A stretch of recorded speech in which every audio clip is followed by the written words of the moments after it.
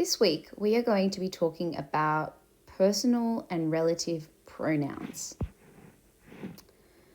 Pronouns. We use pronouns all the time in our general life.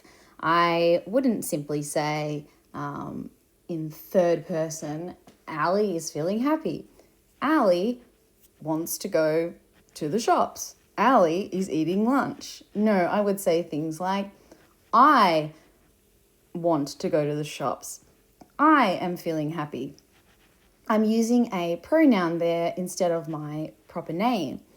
And I can use different forms of that. So instead of saying I went to the shops, I could say my daughter came to the shops with me. I'm still talking about myself in that sentence, but in that sense, I have changed my pronoun from I to me. We can do that as well with third person things. So you could say the man was happy. He loved his new car. I've used a pronoun there, he, to describe the man rather than continually referring to him as the man.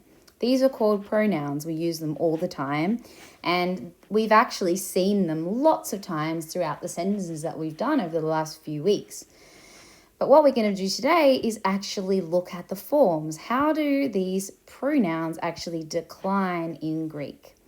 So this here on our screen is what we call the first person personal pronouns. So these are the ones that are referring to me, I, or we, us. They're first person, right? We know about first person because we've been talking about first person throughout our time doing verbs and things like that. So ego means I. Then if I wanted to say of me or my something, my hat, my car, my dog, I would say mu. Or I could also say emu. You could have, you'll see over here, the example where it has the epsilon in front of it. Emu. It says here that emu, emoi, and emer are used as the objects of prepositions and for stress, emphasis, or contrast. So you'll often see this form with the epsilon in front of it instead of the one where it's just mu, moi, me, when it's used with a preposition or it's adding some sort of emphasis in the sentence. But the form itself is obviously the same. We have just got the epsilon and then we've also got an accent. So ego, mu, moi, me.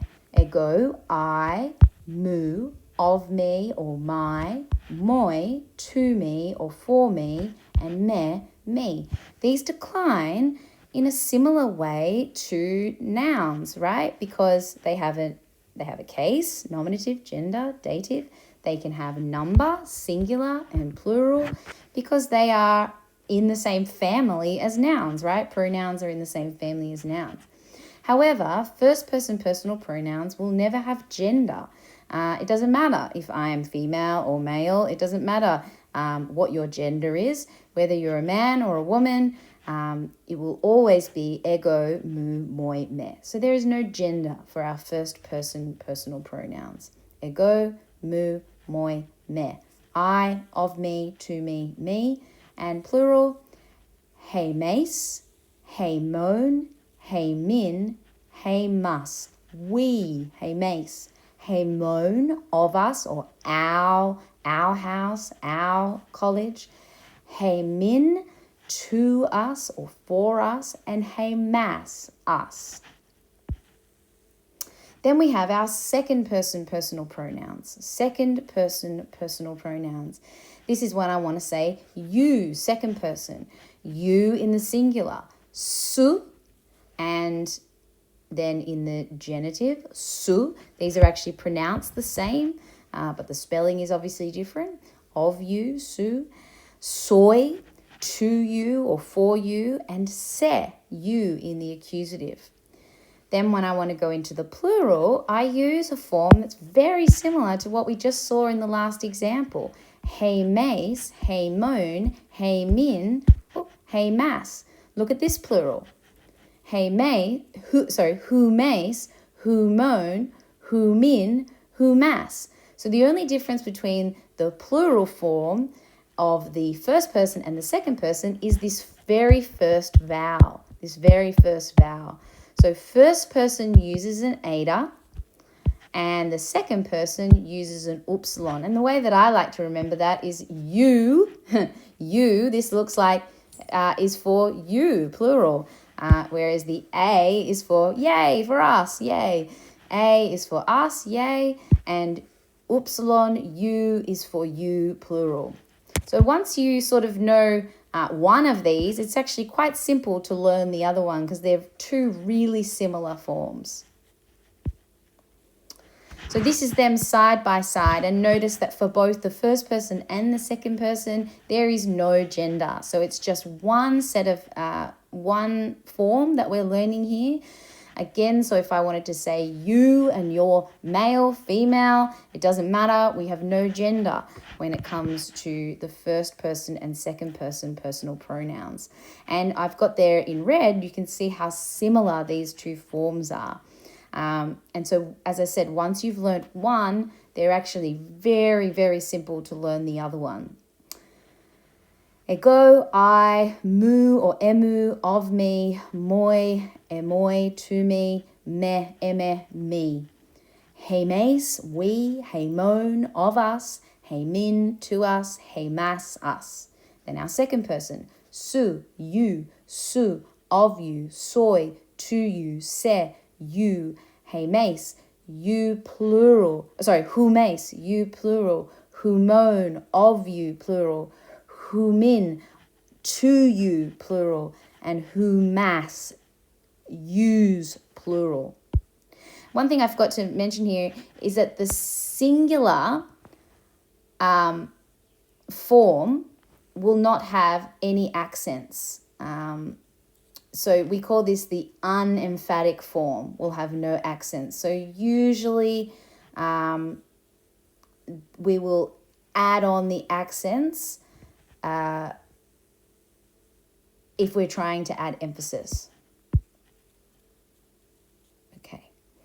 Now this chart here is our third person personal pronouns. This is if I want to say he, her, she, they, it, them. This is the chart that I need to memorize. But the great thing about this particular chart is that all these endings are endings we already know.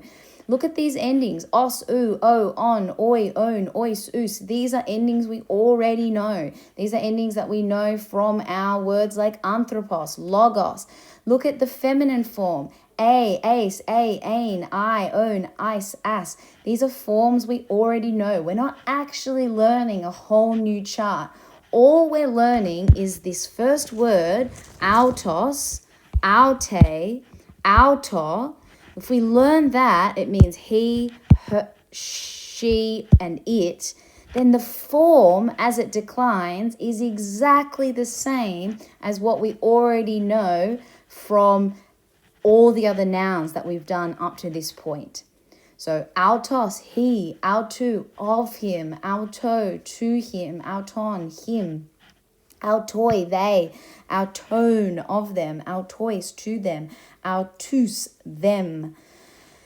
And then in the feminine, aute, she, autes, of her, aute, to her, autain, her, autai, they, autone, of them, autes, to them, autas, them.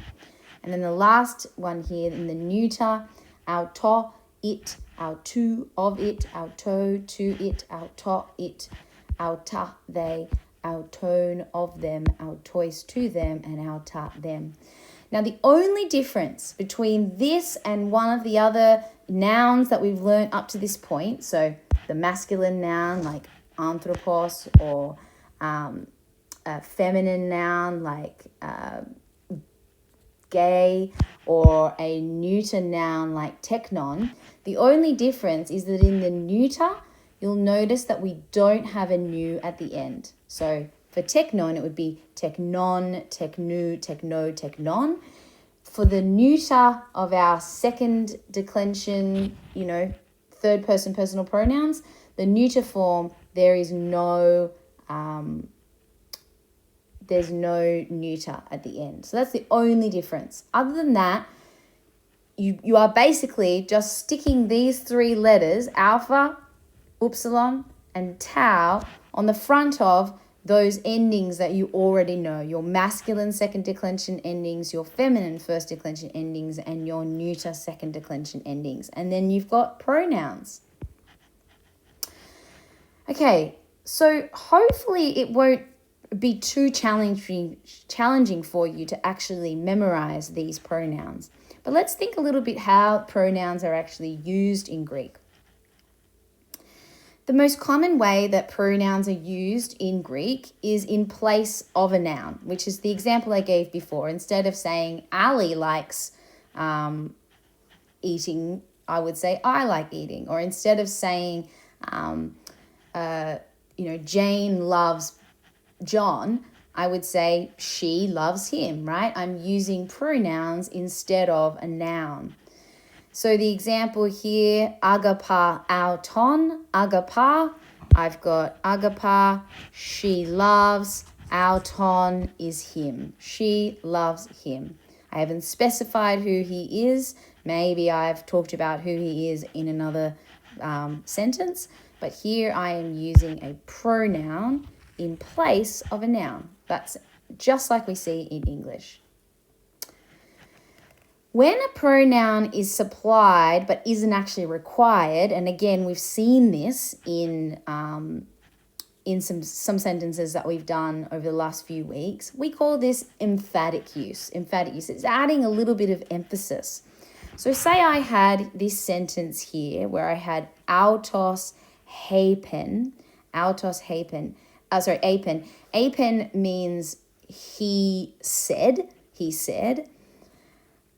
I don't actually need the pronoun autos here, because remember, when we've got a verb, I know that from this ending here that this means he, she, or it said. He, she, or it said. But I'm being more emphatic by adding the autos. He said. I'm telling you that it's not just he, she, or it. I'm telling you that it's him. He himself said. He said. Now, in your translation, you don't actually need to add this. You could just have he said, or you could supply this sort of emphatic he himself said. So it's really up to you, but it's sort of like when you've got this, but you don't necessarily need it. So autos apen, he said, or he himself said. Here's another example of the emphatic use using the first person personal pronouns as well as the third person personal pronouns. So we've got ego, ebaptiza, humas, hudati.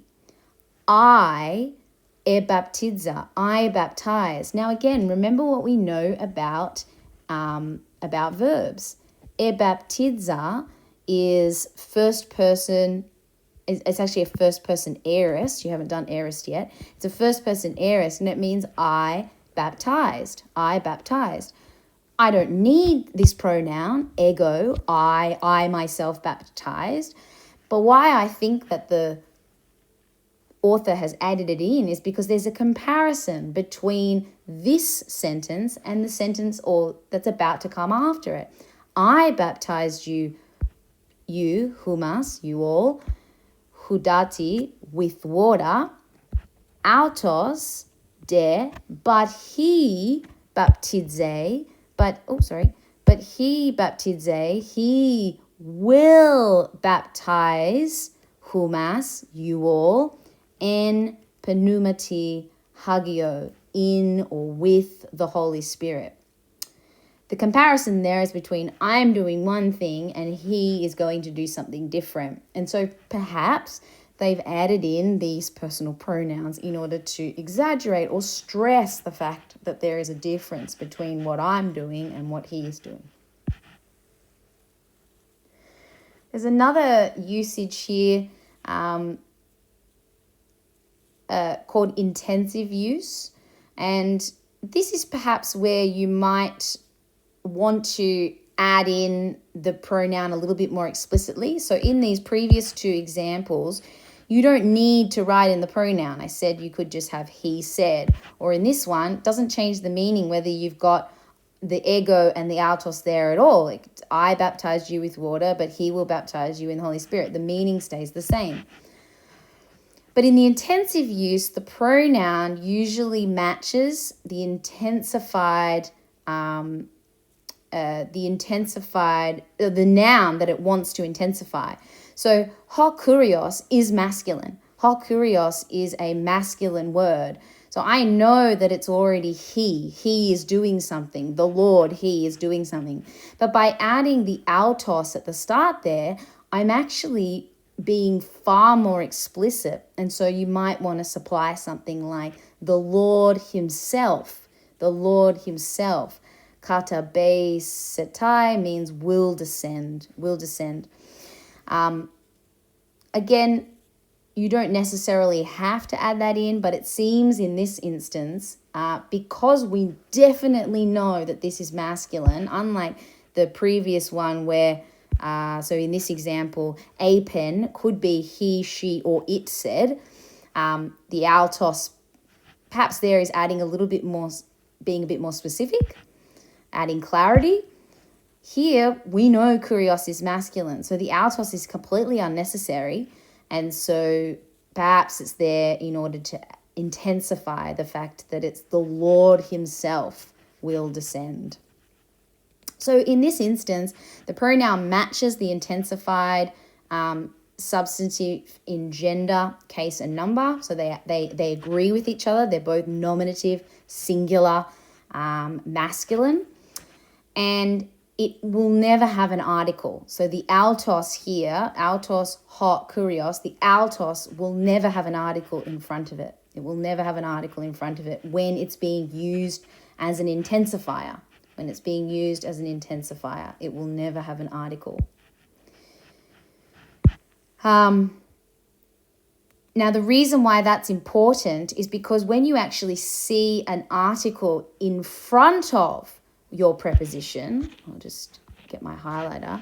See here, you've got ek, meaning out, or out of, or out from, to autu. So we know that autu means something like he, she, or it. But when we add this article here, to autu, stomatos you haven't learnt yet, it means mouth. When you've got an article in front of your pronoun, the meaning of the pronoun actually changes. This is probably the most complicated thing you'll learn in this video. When the article directly precedes the pronoun, autos changes its meaning to same. So instead of this being out of his mouth or out of her mouth, because of that article, all of a sudden, autu means same, out of the same mouth, out of the same mouth. It's a bit of a strange rule, but the best way to remember it is when I see an article in front of a pronoun like this, an article in front of a pronoun, then I know I am using what's called the identical usage. So it no longer means he, she, or it, right? It doesn't mean those anymore. Instead, it means same. You might want to come up with some little, sentence to remind yourself, like, I don't know, the article with the pronoun, is the same. Or I don't know.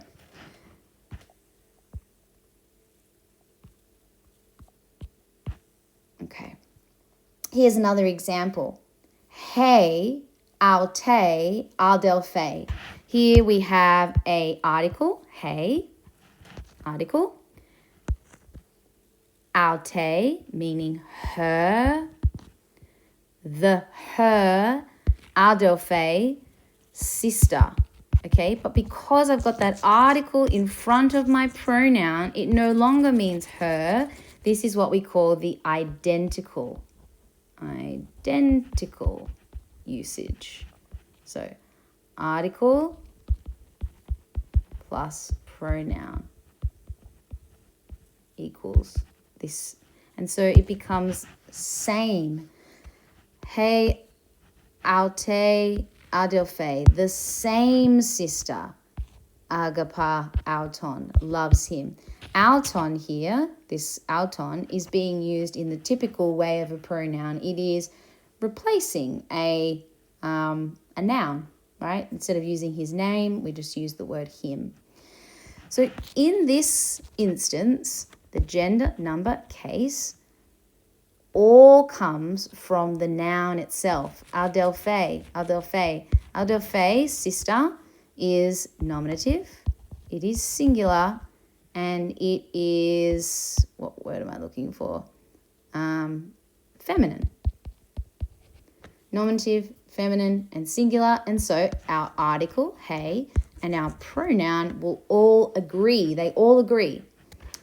And when it has this identical meaning, identical, same, it's what we call in the attributive position. You don't need to memorize this yet. We'll actually use some of these terms a little bit more when we get to adjectives.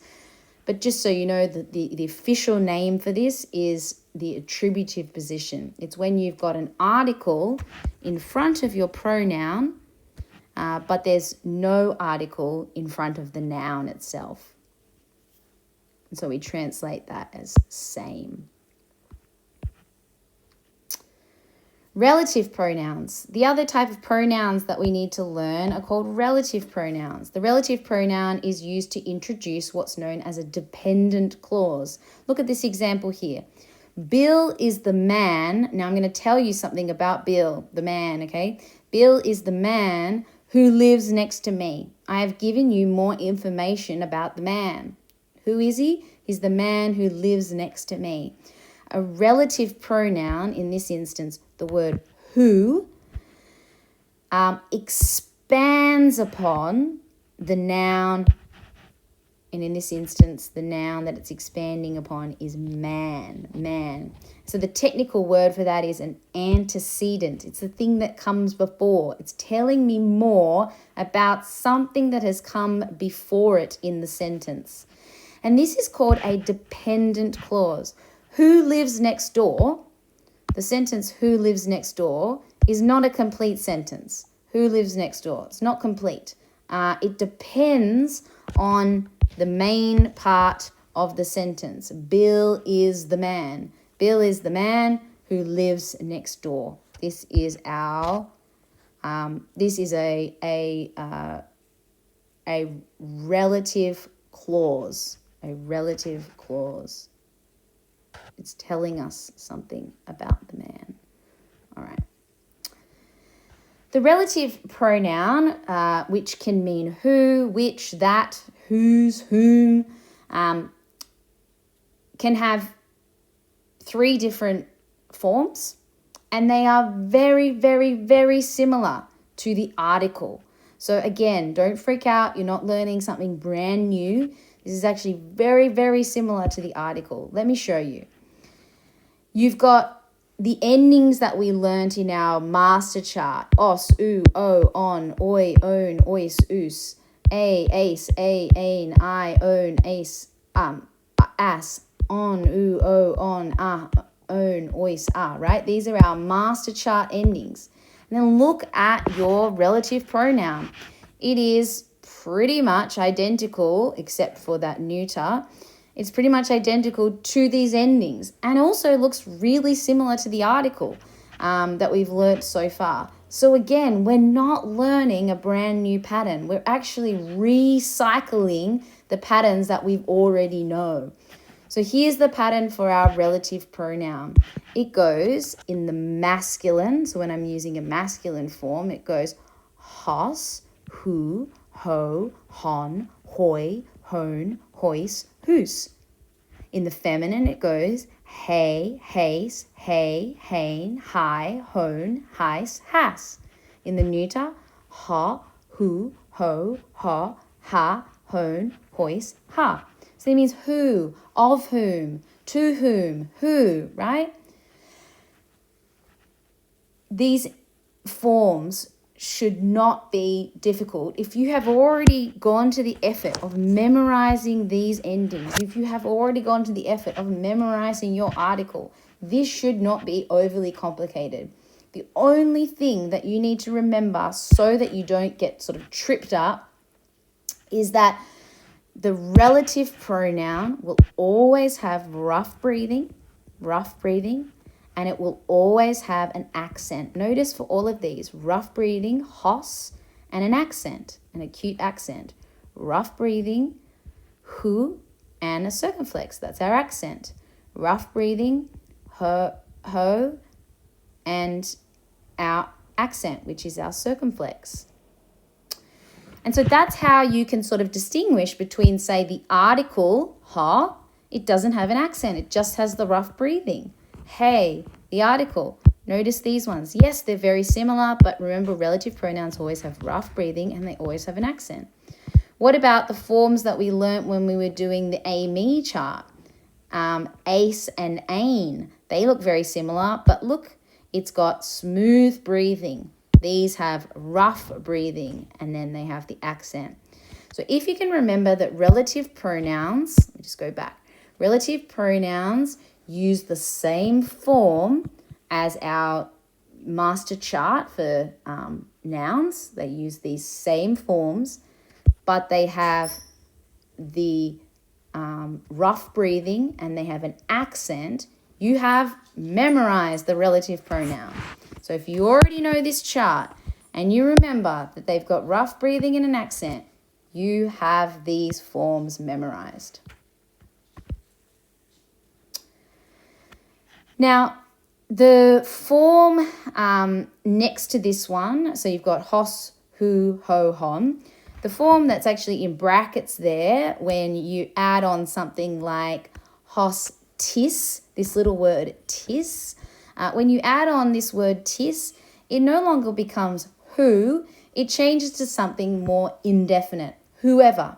It declines exactly the same way, but instead of hos, hu, ho, hon, it becomes hostis, hu, tis, ho, tis, hon, tis, right? And in the plural, hoi, tines, hon, tines, right? So we add on these endings, and so all of a sudden it becomes indefinite. So instead of being who or of whom, it becomes whoever, of whomever.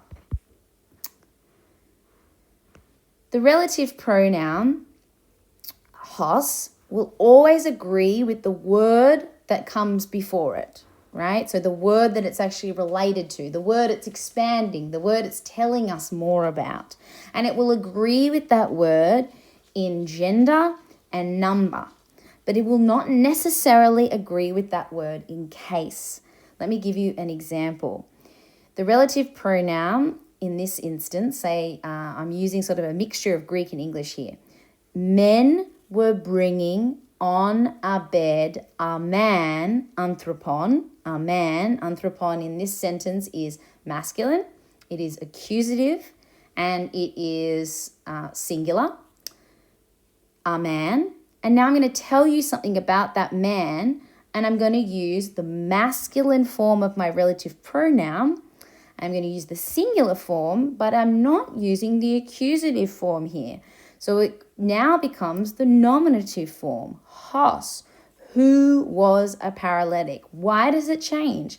It's because essentially what goes on is that the relative pronoun introduces this relative clause, and essentially the pronoun here, even though this sentence is completely dependent on the part of the sentence that comes before it, men were bringing on a man, the who here is almost acting as like the new subject of this clause. So in the first clause, men were the subject, right? Men were bringing on a bed a man. The men are the ones who are doing the action. The men are bringing.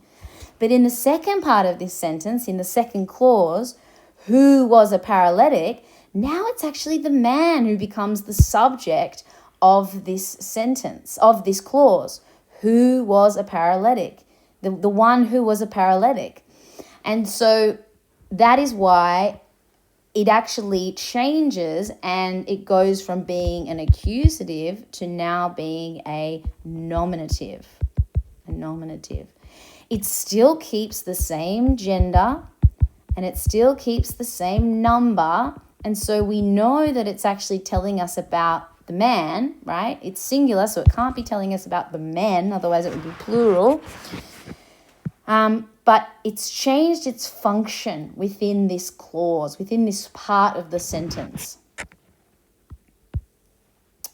So just to reiterate that, the gender and number of a relative pronoun, one of these, hos, hu, ho, hon, is determined by the noun that it's standing in for. But the case of the relative pronoun is determined by how it's functioning within that particular part of the sentence. So it has its own function within its own clause. Here's an example. Ho anthropos, the man or the person, hon ginoskomen agapa ton logon. Let's break down this sentence. We've got ho anthropos. This is our subject. Anthropos is masculine and it's singular.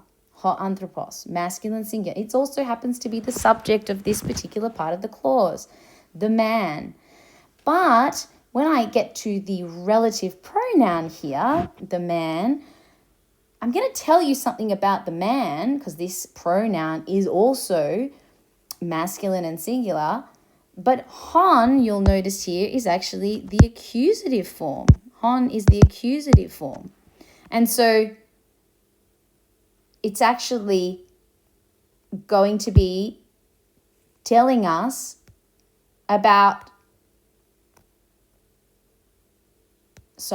hon is in the accusative case because it shows its function in its particular sentence. So ho anthropos might be the subject of the whole sentence, but hon is actually telling us about something else in the sentence. Hon is actually the object of the verb.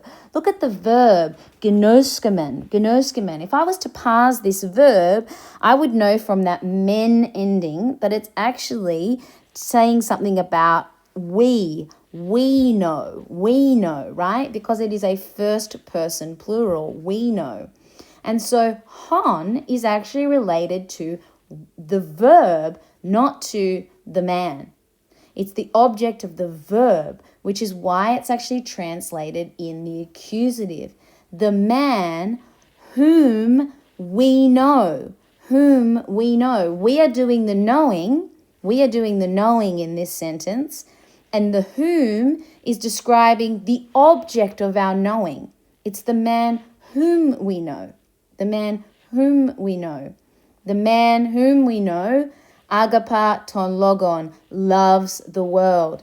If I was to take out the relative clause here, right, that sentence still makes sense. The man loves the word. Not the world, the word. Agapa ton logon. The man loves the word. The man is the subject of the main part of this sentence. Ho anthropos agapa ton logon. The man loves the word. However, what we've got inserted here is this relative clause, hon gnoskomen, and this relative clause is giving us more information. The man whom we know loves the world. The man whom we know loves the world. We are doing the knowing, and the man is the one whom we know. The man is the object of our knowing.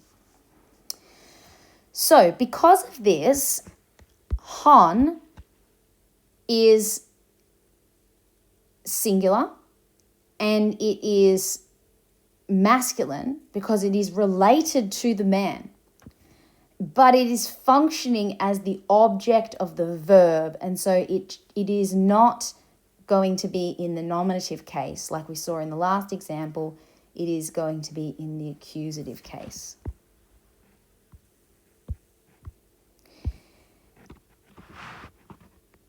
Let me give you another example here.